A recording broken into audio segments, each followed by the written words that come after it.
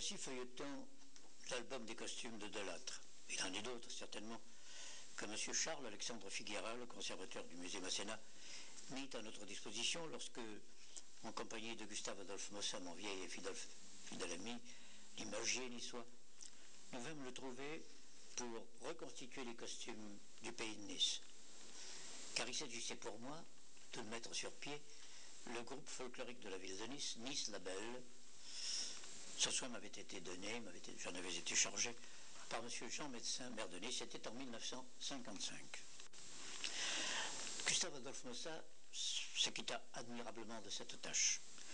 Il a redessiné les costumes des paysannettes, des poissonnières, des pêcheurs, pour les rondes de mai, pour les danses populaires.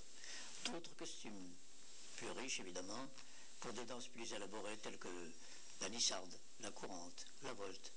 Et pour ce qui est des danses du haut pays, telles que l'estacade, la montferrine, nous avons adopté le costume montagnard de la brigue. Et nous sommes partis, là, le groupe de Nice la Belle, en 1956, après le départ. Il est allé à travers toutes les capitales d'Europe. Il a traversé les océans également. Il est allé en Guadeloupe, il est allé au Japon. Dernièrement, au mois de mai, il était en Amérique. Et aussi où il ira encore. Oui. Mais pour moi, le souvenir que je garde est celui de notre première sortie. C'était en 1956. Nous étions allés à Strasbourg pour la foire internationale de septembre. Tous les groupes folkloriques de toutes les provinces étaient représentés, tous. Et vous savez, entre groupes folkloriques, les membres, là, nous sommes là, nous observons, nous nous épions un peu en disant celui-là, pas grand-chose à craindre. Celui-ci, peut-être. L'autre, attention. Celui qu'on craignait le plus, c'était les Basques. Oh, souple, élastique, bondissant, extraordinaire, impressionnant. Et voici que le défilé commence. Il va te faire fiche. Dans les premières minutes, tombe une averse, mais quelque chose d'extraordinaire.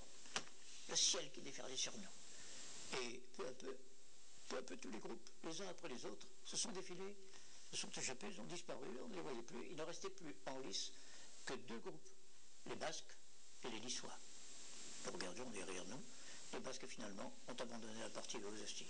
Il n'est plus resté que les Niçois, qui ont continué, danser comme si rien n'était, pataugeant, dans l'eau, dans la boue.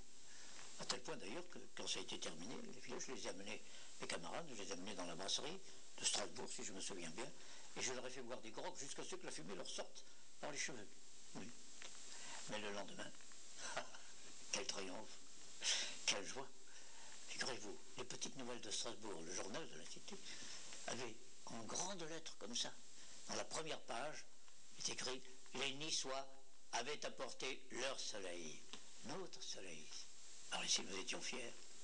Et je me souviens que monsieur le maire, le député maire de Strasbourg, m'a pris à part et m'a dit « Monsieur le Président, expliquez-moi, comment avez-vous fait hier alors que tous les groupes ont disparu les uns après les autres? Personne n'a pu tenir sauf les vôtres. Vous, les Niçois, vous, le pays du soleil, comment avez-vous fait ?» Je lui ai dit « Vous savez, je vais vous dire, monsieur le député maire, chez nous, il ne pleut jamais. Alors pour une fois que ça nous arrive, vous comprenez, on a voulu en profiter. Publicité non payée, vous comprenez? Oui.